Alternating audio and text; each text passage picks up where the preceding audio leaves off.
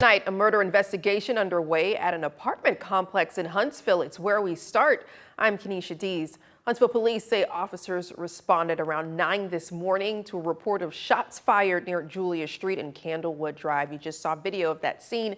When officers arrived at the Candlewood apartments, they found a woman dead inside her unit.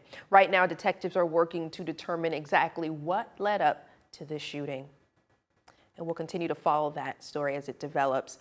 The Huntsville Police Department also needs your help finding a man wanted for possession of child pornography. According to Huntsville Crime Stoppers, Taylor Cox, pictured here, was found in possession of multiple pictures and videos depicting child sexual exploitation. Cox has left Huntsville and is believed to be in or around Selma. Anyone who may know his whereabouts is urged to contact Crime Stoppers 24/7 hotline at 334-215-7867. An Athens man facing charges after Huntsville police say he secretly placed a tracking device on someone's car. Investigators say the case began January 29th after a victim found the device attached to their car. And according to officials, evidence collected during the investigation linked Jermaine Knowles, pictured here, to the tracker, and a warrant was issued for his arrest. He was later located by the Madison County Sheriff's Office and booked on charges of electronic stalking. We've learned an 18-wheeler crash on southbound Highway 31 at the Y caused traffic delays this morning, according to Decatur police. You can see it here, the map, and also the picture of the crash, which was reported around 6:35 this morning. Morgan County EMA says this crash caused a fuel spill. The Decatur Police Department says no injuries were reported. Joining me now is Fox 54 Weather Impact Chief Meteorologist Jordan Dresman. Jordan, we've made it to Wednesday, and it's been a rather hot one. These aren't our usual temps for early March in Huntsville. We've seen fluctuating warm weather across the Tennessee Valley, but what can we expect? Are we expecting those temps to stay in this area?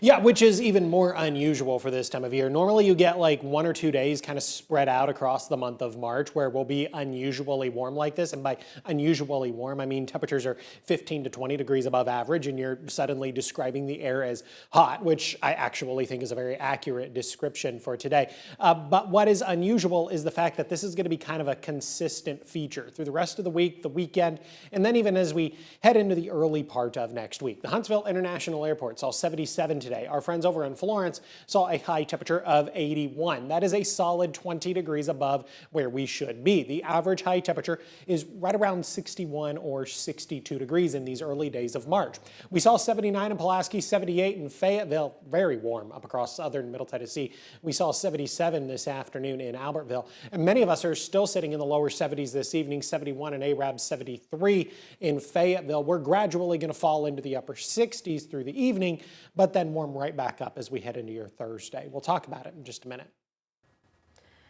Owens Crossroads could see a major upgrade to its post office. Federal officials have identified a preferred site to replace the city's cramped, decades-old facility.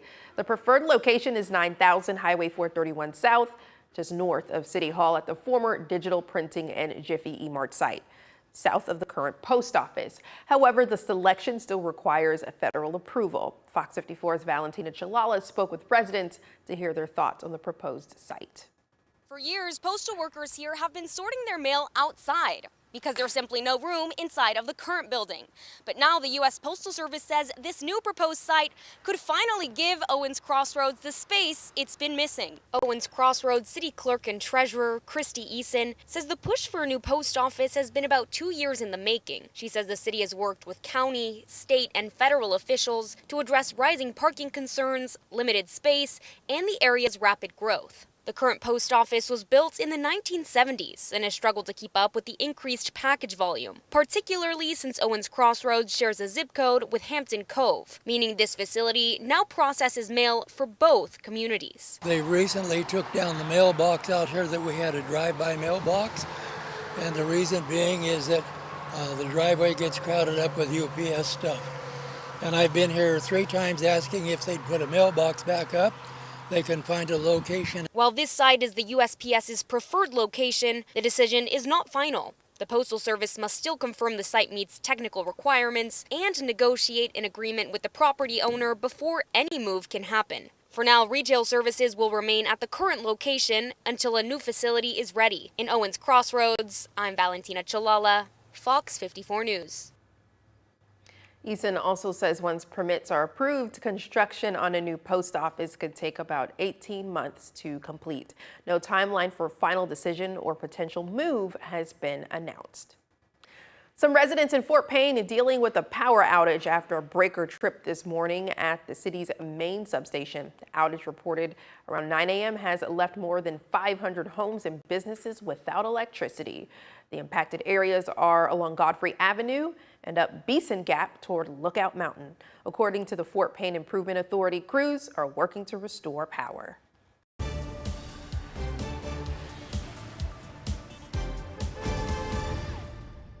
We do have a Fox 54 traffic impact alert. Crews set to begin installing the final girders on the south span of the US 231 bridge over Maston Lake Road tonight.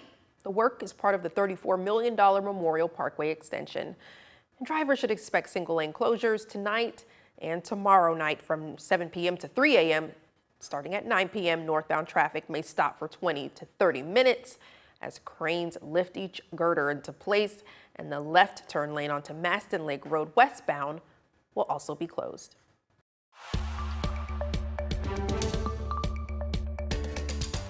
Alabama lawmakers are moving forward with a bill that would change what SNAP benefits can be used to buy. The state Senate passed a measure sponsored by Decatur Senator Arthur Orr that would block food assistance recipients from using their benefits to buy certain sodas and candy. The bill does not reduce SNAP benefits, but would require the state's Human Resources Department to ask the USDA for a waiver to remove those items from eligible purchases. Orr says the goal is to help address obesity, especially among children. The bill now heads to the State House. Governor Kay Ivey signed a bill today aimed at limiting screen time for young children. The Healthy Early Development and Screen Time Act sets guidelines for how electronic screens can be used in daycares, pre-K, and kindergarten classrooms across Alabama. State leaders say the goal is to make sure technology supports learning without replacing hands-on activities and face-to-face interaction. The law also requires training for teachers and staff on appropriate screen use. The new requirements take effect January 1st of next year. Attorney General Steve Marshall made a stop in Decatur today to highlight one local school's commitment to keeping students safe. Marshall's visit to Eastwood Elementary School was part of a tour of 9 schools in the state selected to receive the 2025 Safe School Award. Hundreds of people turned out from all over Morgan County, including law enforcement and public safety officials, district judges, and the students. Congratulations to Eastwood. Well, Eastwood's principal highlights just what this means for his school. I'm proud for our school, but I'm proud for the whole community. It's something that I think our teachers can be proud of, our students can be proud of, and our parents can be proud of. Parents play a huge role in student safety as well. We work with all these agencies and individuals, central office staff, and you know, we didn't do a dog and pony show or do anything special for the interviews and the walkthroughs. We showed them what we do every day. This was also one of Marshall's last times to give out this award as Attorney General before his term ends next January. Decatur Police Department changing the way you hear police radio scanner. We hear more from residents. And in the age of social media, how you look could impact your mental health. It's Wellness Wednesday. We explore what that looks like and how to break the cycle.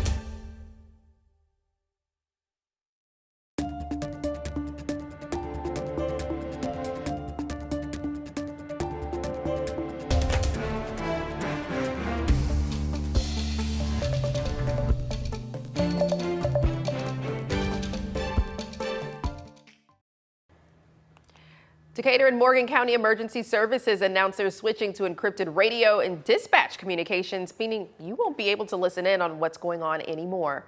The change affects police, EMS agencies, and other public services that use radio communications to work with one another as an incident is taking place. Fox 54's Caleb Aguayo shows us what locals are saying about the need for transparency. The Decatur Police Department is switching to encrypted dispatch and radio communications, a move people fear will hurt the department's transparency with the public. The move means scanner traffic won't be publicly available, leaving many in the dark about what's going on in Decatur until the police put out an official statement. According to Decatur Police, the new policy will protect the personal details of officers and victims, as well as secure active investigations. They argue the transition won't reduce transparency, saying the public will still be able to access incident reports, press releases, and news updates. And the city of Decatur says it's a change that reflects their commitment to safety after a community survey from just last month. But several here argue the change will hurt public safety, as residents won't know what's going on until days after something happens. A spokesperson for the Decatur and Morgan County, Alabama Police Scanner Group on Facebook tell Fox 54 how it could hinder the department's public accountability. There's been an issue for a long time now with DPD and transparency, and them not releasing information to the public. And I wish I knew why they chose to do this, but it appears to me instead of becoming more transparent, they're becoming less transparent. The Scanner Group says they're hoping for a compromise, like a delayed release of scanner traffic audio to better serve public safety. In Decatur, I'm Caleb Aguayo, Fox 54 News. Wow, DPD will begin encryption sometime in the first quarter of the year, right? That's exactly right. That's what they were saying anyway. It's going to be more immediate for DPD. They're going to have kind of a lengthened rollout. So DPD is going to go in the first quarter, and then the other emergency services are going to encrypt their audio beginning, I guess, sometime later this year. There's not a specific date for that just yet. We'll see as we go. But again, it just seems like the residents feel like there's a lack of transparency. That's what they say. And then on the other hand, the police are saying there's still transparency in these press releases and things of that nature. But yeah, people are kind of upset about this. There were Facebook comments, DPD posted about this originally on Facebook, and there were comments following up and a lot of concern about transparency, public accountability, things like that. And DPD turned off the comments. Oh boy, okay, okay. Yep. Well, that kind of speaks volumes as to the direction of where the comments were going. Yeah, that's what Chief Stisher was saying too, Deputy Chief Stisher. I spoke with him earlier today, and he was saying that, people are pretty divisive about this, but ultimately it doesn't reduce transparency, is what he told me. All right. Well, thank you as always, Caleb. Yes, thank you for Kenesha. filling us in on that. We'll continue to follow it too. All right. This Wellness Wednesday, we look into the harm of body criticism and its toll on someone's mental health. That's next. And Jordan, these temps, they're rising. Yeah, they were well above average this afternoon. Upper 70s, a couple of folks saw the lower 80s, and they're only going to continue to rise as we head into Thursday, Friday. We'll talk about it in just a couple of minutes.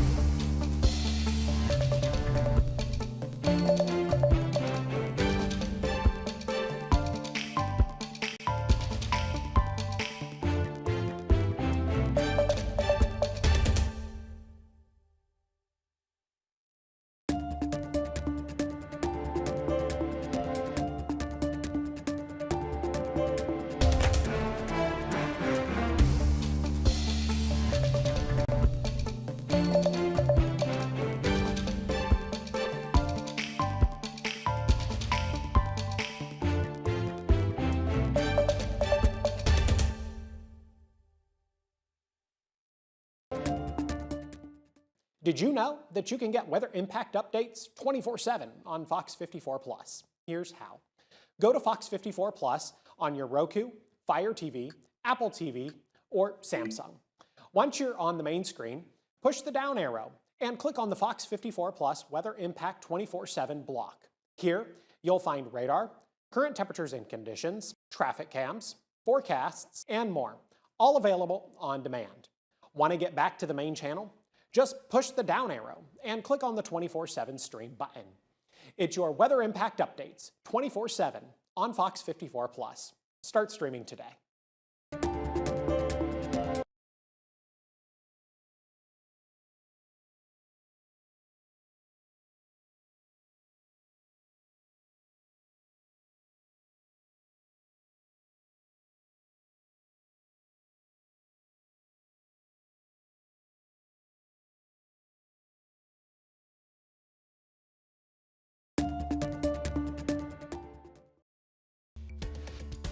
Now, Wellness Wednesday on Fox 54 News, sponsored by Regenesis.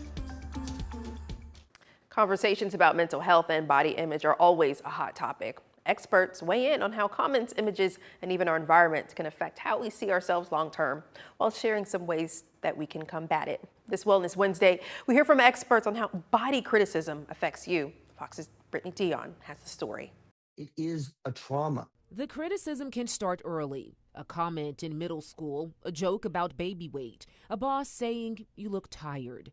And over time, experts say those moments can turn into an internal voice that never stops scanning for flaws. And in a world of filters and social media, that pressure can feel constant. Clinical psychologist Dr. Josh Clapo says this kind of chronic self-criticism can lead to anxiety, perfectionism, and even disordered eating. Shame coupled with shame around a body part or body image, those two things are the most damaging psychological phenomena that we have, because it speaks to who we are externally, and it speaks to our very primitive, hardwired desire to not be rejected. And it doesn't just affect teenagers, the working moms, professional women, women in their 30s, 40s, and 50s, even men. Many say they're still unlearning messages they heard decades ago. When we're talking about somebody's body and we're asking them or telling them that they are not good enough if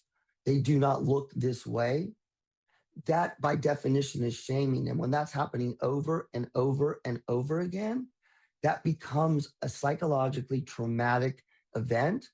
You can have symptoms of post-traumatic stress disorder. So how do you break the cycle? Experts say one way to push back is shifting from body image to body function, focusing on what your body can do, not just how it looks. Experts say the pressure to look a certain way can start early and last decades, affecting men and women of all ages. But you can push back by focusing on what your body can do rather than just how it looks. Shifting that mindset is one step toward breaking the cycle of shame and chronic self-criticism. You can watch more Wellness Wednesday content and much more on demand right here on Fox 54 Plus. Download on your TV, watch for free. Now, the Tennessee Valley's certified most accurate forecast from the Fox 54 Weather Impact Team. So we're just 16 days away from the start of spring, but it feels like late spring, early summer. Yeah, at this point, it does not at all feel like early March. These temperatures are something that we would expect in like early mid-May, where you're consistently climbing into the upper 70s and even the lower 80s. I'm not mad about it. I'm not mad either, but I hear we've got some record warm temps. Yes, we are talking about the potential for some record warmth as we get ready to finish off the work week and head into the early days of the weekend. As a matter of fact, temperatures are only going to continue to climb from what we saw this afternoon. And in many cases this afternoon, we were 15 to 20 degrees above where we should be this time of year. We saw 77 in Huntsville, 77 in Coleman, 81 was the high temperature this afternoon over in Florence, close to 80 degrees up across southern Middle Tennessee. And that's really saying something for our southern Middle Tennessee friends. Mid and upper 70s for northeast Alabama. Normally you would anticipate the southern Middle Tennessee folks would be closer to the northeast Alabama folks, but they were a couple of degrees warmer. 75 was the high temperature in Fort Payne. Now, the average high temperature for this time of year is right around 61 or 62 degrees. It's a bit of a trend to be this warm, I discovered. I am a really big numbers guy, and if you've been following me long enough, you probably know that I'm a really big numbers guy. Historically, March 4th is traditionally warm across the Tennessee Valley. I don't know why, but it appears to be a thing. In 2025, the high temperature on March 4th was 74 degrees. In 2024, it was 75. We were above average in 2021, 22, and 23. We were actually a degree below average in 2020, but I figure that's okay because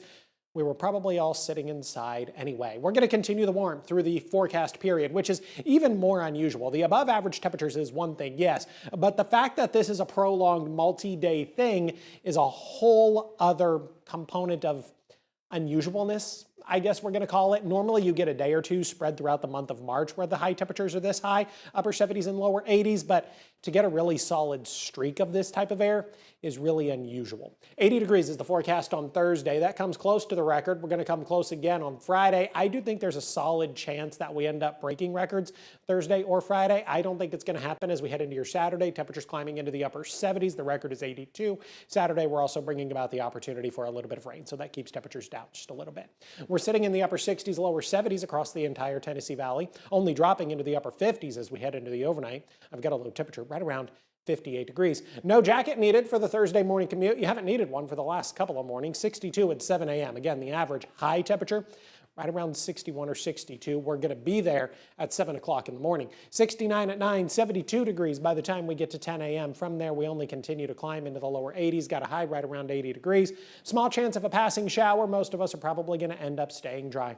Better opportunities for rain on Friday, but then especially as we head into Saturday, Sunday, rain chances continue into the new week. This increased opportunity for rain this weekend is going to come associated with a cold front by the time we get to the lunch hour on Saturday. That cold front going to begin to push its way into northwest Alabama, and then it'll continue to push its way to the east through the rest of Saturday afternoon. As it stands right now, we could get a few thunderstorms, not really talking about any sort of a severe weather threat. Good news there. 75 on Sunday, 77 on Monday, holding on to the opportunities for rain.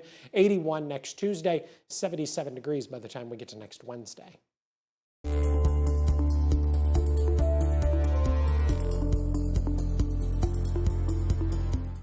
NASA and the U.S. Office of Personnel Management have launched NASA Force, a new program to bring elite engineers and tech experts into crucial roles at the space agency.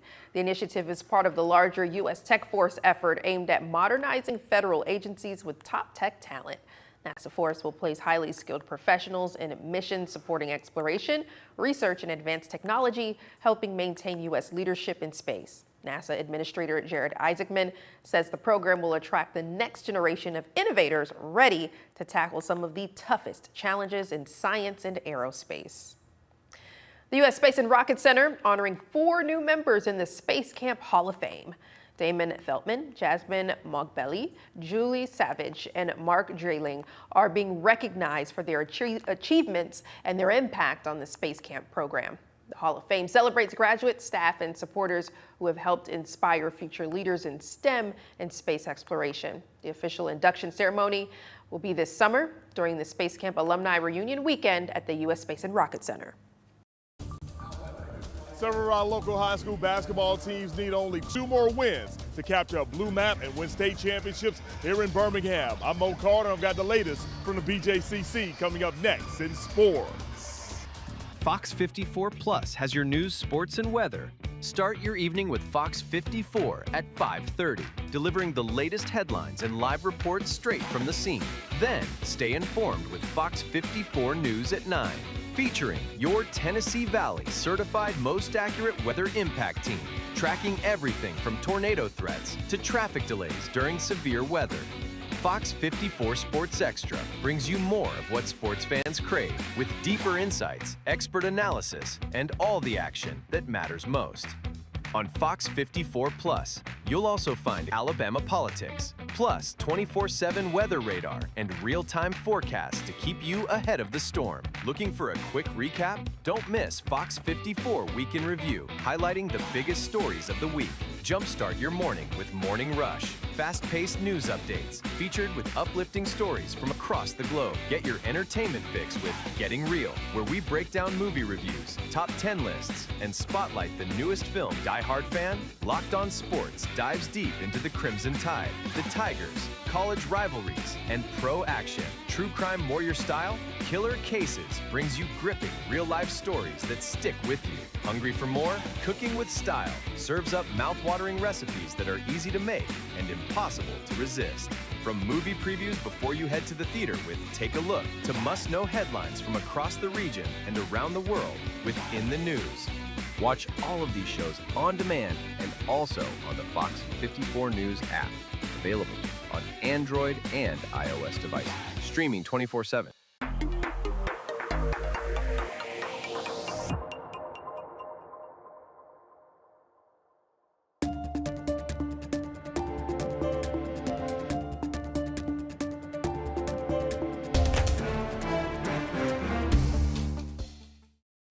Fox 54 Sports is sponsored by Alpha Insurance. The high school state basketball championships continuing on Wednesday in Birmingham at the BJCC. And kicking things off Wednesday morning were the ladies in Class 6A. The morning beginning with Hazel Green. Lady Trojans making their 12th straight trip to the state semifinals as they took on Calera this morning. Third quarter, Lady Trojans up by 9 and looking for more. Passing it around, they get it to Zamira Garth, and she comes off the screen and scores in the paint. Hazel Green now up by 11. Later on, it's Journey Moore throwing it inside to Madison Eddings, and the state all-star gets the bucket to extend the Lady Trojans lead. Calera trying to hang around. Julianne Bass pulls up from the charity stripe, gets the kind roll, and it falls. Calera still down by double digits. But Hazel Green continued to pour it on in the fourth. Moore driving through the lane, hits the floater, puts her team up now by 15. And Hazel Green will continue to punish Calera inside. Eddings with the bucket and one. She finished the game with 15 points. Hazel Green is heading back to the state championships, and they defeated Calera by a final at 59-32. Hazel Green will face Park Crossing this Saturday in the Magic City. It's a rematch of last year's Class 6A semifinal battle that needed not one, but 2 overtimes. The Thunderbirds beating Fort Payne today in a nail-biter. We'll have full highlights of that one coming up tonight on Fox 54. Also coming up tonight at 9 p.m. on Fox 54, we'll check in with the Gunnersville boys and girls and see if they can advance to the Class 5A state championships. Covering the high school basketball championships in Birmingham at the BJCC, I'm Mo Carter for Fox 54 Sports. Tonight at 9, we take you to the screening of the Oscar-nominated documentary, The Alabama Solution, and hear from the production team. And a new bill could change how you participate in primary elections. We'll break down what voters may need to do to cast their ballots. And then we'll hear from our Fox 54 Gabe Glassman about how residents are feeling during current tensions and they feel it could affect them. We'll have all these stories and more for you on Fox 54 News at 9. Before we let you go, though, check this out. Oh my gosh, this little kid here got stuck in a claw machine. Apparently he's smiling, he's okay, but get this, it's the same machine another child got stuck in just a few weeks before. This time it was 3-year-old Patrick. His dad, Ryan, says he was watching his daughter's game at the soccer dome in Missouri when he looked over and, to his surprise, realized his son was gone and found his way inside the machine. Thankfully, Dad came to the rescue and convinced Patrick here to crawl out. Patrick seems to just be A-okay. He's like, there's so many toys in there that I can grab. I'm glad he is okay. I mean, listen, if we're being honest, those things are a giant waste of money. And the number of times I have thought about trying to reach my arm up in there and just grab whatever it is I would like cannot possibly be described. So the fact that Patrick just decided to crawl his whole person in there, honestly, I think is commendable. He's just trying to get the prize that was rightfully his. There needs to be a follow-up to see if he actually did get a